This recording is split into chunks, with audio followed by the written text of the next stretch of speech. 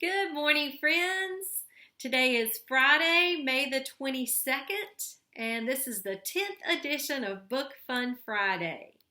The young adult novel I'm going to talk about this morning is titled SCHWA Was Here, and it's written by Neal Shusterman. Neal Shusterman is prolific in the YA world. He's one of my favorite writers. Let me tell you a little bit about SCHWA Was Here. The protagonist of this book is a boy named Anthony Bonanno. His nickname is Antsy. And Antsy's just like your run-of-the-mill kid. He's growing up in New York City. He has a group of friends with whom he likes to hang and play ball and do stuff with. Goes to school, whatever. He's just living his life. Well, one day Antsy is hanging out with his friends. They're going off to play, and Antsy suddenly becomes aware of another boy who's sort of standing off to the side of where he and his friends are playing.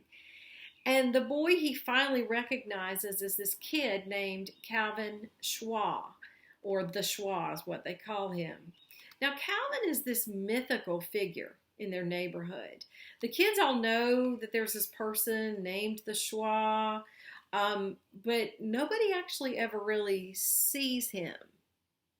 Like a lot of teenagers feel unseen, right? You get what I'm saying there. But nobody actually sees the SCHWA. There are a lot of really strange stories about him. Like he just sort of blends into the background of any room he's in. If he's standing up against a wall, you can see what's on the wall through him because he goes invisible standing there, those kinds of things. And so the kids sort of have a feeling about him that runs the gamut from, whatever, to, I don't know, this kid's kind of a weird creeper. I don't want to be around him. Well, Antsy sees him standing there while Antsy and his friends are playing. And Antsy is sort of surprised by the fact that this kid kind of does seem to be invisible. And then Antsy gets this idea. He decides that he's going to capitalize on the fact that SCHWA goes invisible. And he decides that he's going to take bets from their classmates about whether or not the SCHWA can get in and out of places without being seen. Like he bets his classmates that the SCHWA can't get in and out of the girls' locker room, for example. He starts winning these bets. Like he and the SCHWA team up to do these things, and the SCHWA accomplishes them, and they make money off of this. And Antsy thinks, man, this is cool. I got a good thing going. Well, they're challenged by a boy in the neighborhood to have the SCHWA go into this house to see if he can get in and out of this house in their neighborhood without being seen. And when they accept this challenge and they attempt this challenge, things go awry, as you can imagine. And from that moment forward, the relationship between SCHWA and Antsy is changed. And Antsy learns a pretty hard lesson there about the consequence of using somebody and really the consequence of not truly seeing a person for who he is. I'm going to share a passage here. This is very early in the story. This is chapter 3. It's very early in the book. The boys are sitting in science class, and it turns out that it's not just the kids who can't see the SCHWA. Their teacher, Mr. Warthog, can't see him either, apparently. Someone next to me taps my arm. Hi, Antsy. I turn, actually surprised to see someone there. It's like I never realized there was even a desk next to me in science. For an instant, I don't recognize the face, like no part of it is distinctive enough to stick to my memory. A face like mental Teflon. It's me, Calvin SCHWA. Oh, hey, SCHWA, how you doing?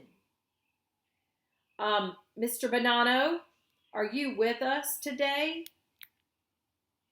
It's our science teacher, Mr. Warthog. Yeah, I guess. As I was saying, can anyone give me the hypothesis leading to today's experiment? The SCHWA's hand is up in an instant before anyone else's. We're in the third row, right in the middle, But Mr. Warthog looks over his hand to Amy Van Zant in the last row. Water at room temperature will boil if left in the sun. Abominably incorrect, he says. He pours a packet of powder into the icy beaker and stirs it. The water turns cloudy. Anyone else? The SCHWA's hand is still up. Mr. Warthog calls on LaQuisha Peel.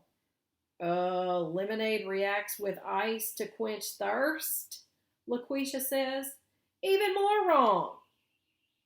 Mr. Warthog pours in a second packet of powder. The ice in the beaker begins to melt quickly. By now, the SCHWA is waving his hand back and forth across Warthog's field of vision like a signal flare. Warthog calls on Dennis Fiorello. Dennis puts down his hand. Never mind. The SCHWA turns to me, grumbling beneath his breath.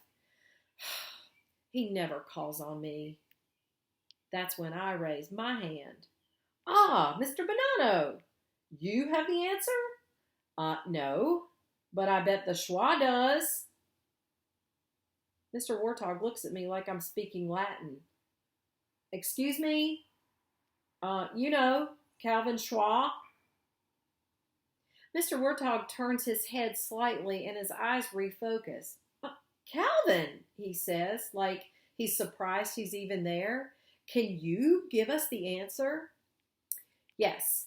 The reaction between reagents A and B is an exothermic reaction. Excellent! And is our hypothesis proven or disproven? It's proven. All the ice melted when you added reagent B, so it's exothermic. Mr. Warthog pulls out the thermometer, marks down the temperature on the board, 89 degrees, and continues his lesson. The SCHWA turns to me and whispers, Thanks. At least now he won't mark me absent today. I shake my head and laugh. I swear, it's like you're invisible. I say it as a joke, but then I catch the SCHWA's eyes that match the gray clouds outside the window. He doesn't say anything, and I know I just stumbled onto something. He turns back to his notebook, but I can't concentrate on my work. I feel like my foot is pressed down on a landmine that will blow the second I move. And again, this book is called SCHWA Was Here, and it's written by Neal Shusterman. Now, there's an interesting little PS to this book. Just as a point of reference, in case you don't know, a schwa is one of those phonetic symbols that you see in dictionaries. Back in the old days when we had to look up vocabulary words in dictionaries, we not only looked up the meanings of words, but we looked up how to pronounce the word as well. And a schwa, which is represented by an upside down E in a dictionary, represents sort of a throwaway syllable in a word. Think about the word like forgettable. Like the in able, forgettable, is sort of a throwaway sound. It's not the prominent sound of the word, if you will. And so when you think of this character, the schwa, who's this forgettable, I don't want to say throwaway character, but people treat him like he's this invisible throwaway kid in a way. Interesting also to note, the schwa sound in English is the most common sound in English words. So you would think if it's the most common sound, we'd be well aware of it. But again, it's a throwaway sound, so we're not. Should we be well aware of all of the kids around us, all the people around us, human beings around us? Sure.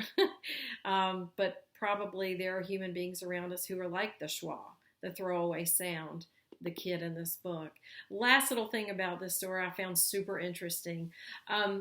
When Neal Shusterman first began his career, he would go around and do school visits, author visits, and talk to students about his books. And one day he finished up an author visit at a particular school, and a teacher pulled him aside and remarked that throughout the entirety of his presentation that day, there was a little boy who had had his hand up the whole time. And Neal Shusterman had looked over this kid, hadn't even noticed him, hadn't even realized the kid had his hand up.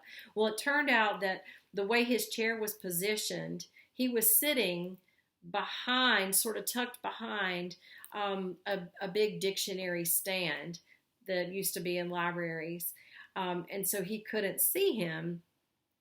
But that kid, the idea of that kid never left his mind. The idea of a kid sitting through a whole lesson with his hand up and not being seen stayed with him. And that's actually what inspired him to write this book. And the fact that the kid was sitting next to a dictionary stand played into that as well.